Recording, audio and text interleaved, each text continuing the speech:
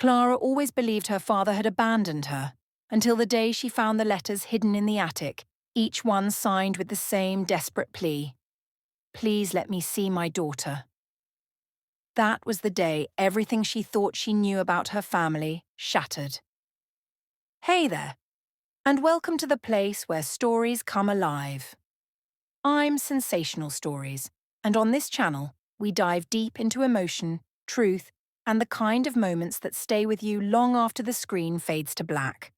Whether you're here for powerful narratives, raw honesty, or just a little inspiration, you've found your new favorite corner of YouTube. Hit subscribe and let's start this journey, one story at a time.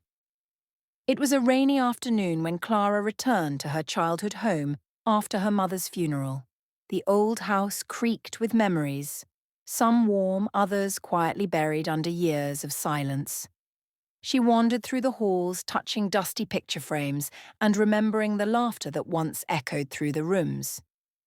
In the attic, hidden under an old chest, Clara found a small wooden box.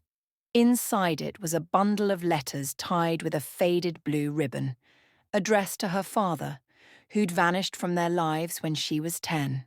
Her mother had always said he left them, abandoning them without a word. But the letters told another story. One by one, Clara read her father's words, letters filled with sorrow, love, and desperate pleas for forgiveness. He wrote of how he'd tried to return, but her mother refused to let him see Clara. He begged to be allowed to explain, to at least be part of his daughter's life. One letter, dated just 2 years after he disappeared, ended with, "I will wait until Clara is old enough to find the truth."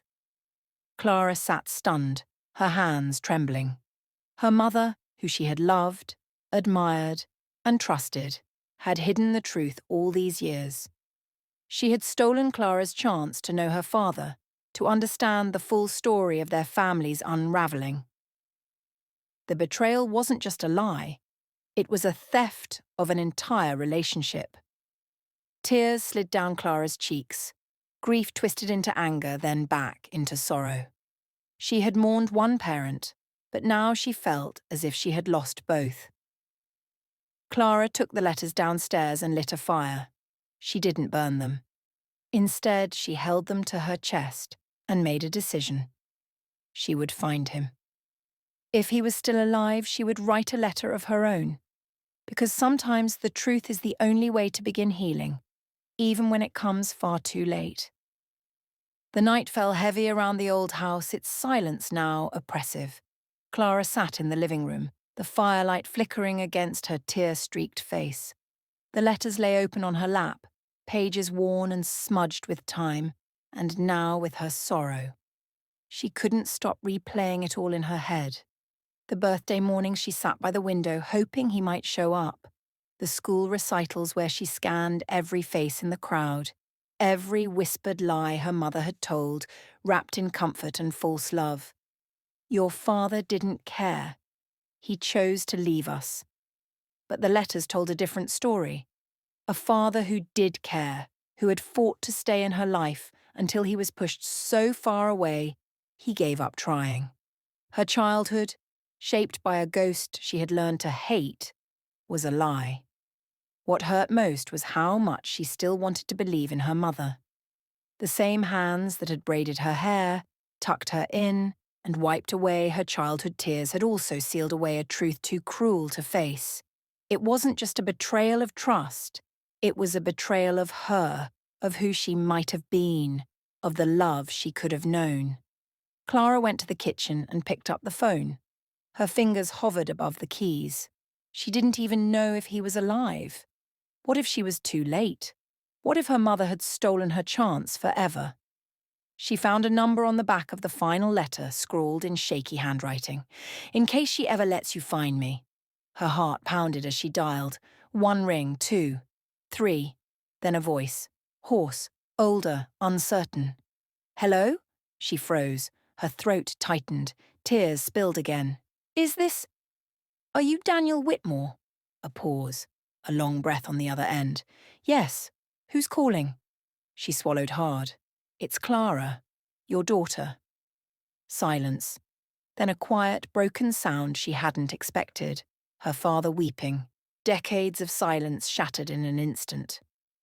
I never thought I'd hear your voice. I didn't know, Dad, she whispered, her voice cracking. I thought you left me. I never did, he choked out. I never stopped loving you.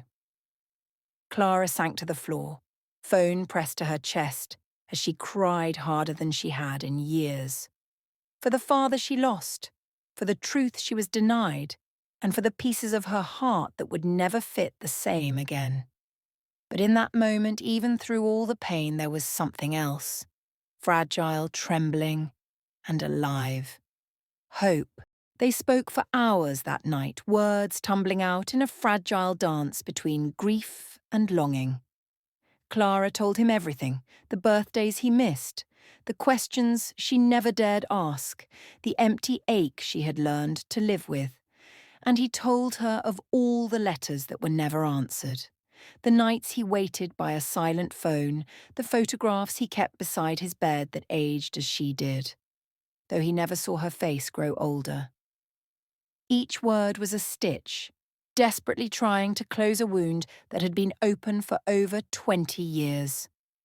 As dawn crept in through the lace curtains of her mother's house, Clara sat surrounded by the pieces of her past. She stared at the wedding photo still framed on the mantel, her mother smiling in white, her father's arm around her. They had loved each other once. That love had fractured into something unrecognizable. A part of her wanted to scream at her mother, demand answers from the woman now buried beneath cold earth. But what good would it do? The damage was done. The years had been lost. And yet, he was still here. "Can I see you?" she had asked, timid and small. "I'll come to you," he said, no hesitation in his voice. "I've waited long enough." 3 days later, Clara stood by the front window, just as she had all those years ago. This time she wasn't a little girl hoping for a miracle. She was a woman standing in the wreckage of her childhood, ready to rebuild something from the ruins. A car pulled into the driveway. He stepped out slowly, older than she remembered from pictures, shoulders stooped with time and sorrow. But when he looked up, his eyes were the same blue, the same softness, the same fierce, aching love. She opened the door. For a heartbeat, neither moved. Then Clara ran. She didn't think. Her feet carried her across the porch and into his arms. He held her so tightly it hurt, but she didn't let go. Neither of them did. They cried there on the steps, father and daughter both shattered by a lifetime of silence. But for the first time, the silence was gone. "I'm here now," he whispered into her hair. "I'll never leave again." And Clara, through her tears, clutched his hand. "I won't let you." Because some stories are rewritten not with words, but with the fierce, fragile act of forgiveness. That spring, Clara packed up the old house. Every creak of the floorboards, every box filled, felt like closing the chapters of a life built on half-truths. She kept the letters, the ones her mother hid, as a reminder of the pain, yes, but also of the love that refused to be silenced. Her father helped her sort through it all. Some days they talked for hours, others they sat in quiet companionship, healing in the spaces between words. There were no easy fixes. The past lingered in small, cruel ways. An empty photo album, an old voicemail she couldn't delete. But now she wasn't facing it alone. They found laughter again, in stories of her childhood, in memories they imagined together. He told her of the life he built after losing her, half-lived, always aching. She told him of the girl she became without him, and the woman she was becoming now, with him back in her world. And one warm Sunday they stood side by side in the garden behind her new apartment, planting wildflowers. Her mother had always hated wild things growing in tidy spaces, but Clara didn't care.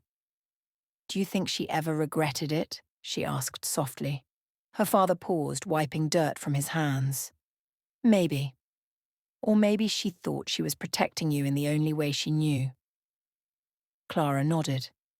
Maybe some questions didn't need answers.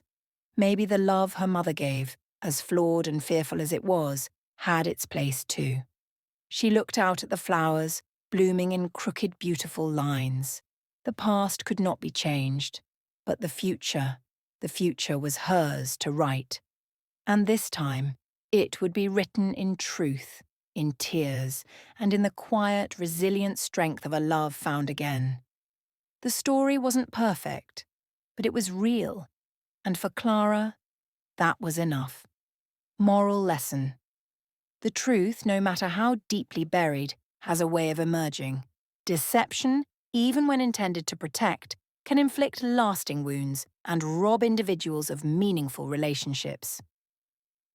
Clara's journey illustrates that confronting painful truths, though challenging, is essential for healing and reclaiming lost connections. It underscores the importance of honesty, open communication, and the courage to seek understanding, even in the face of betrayal.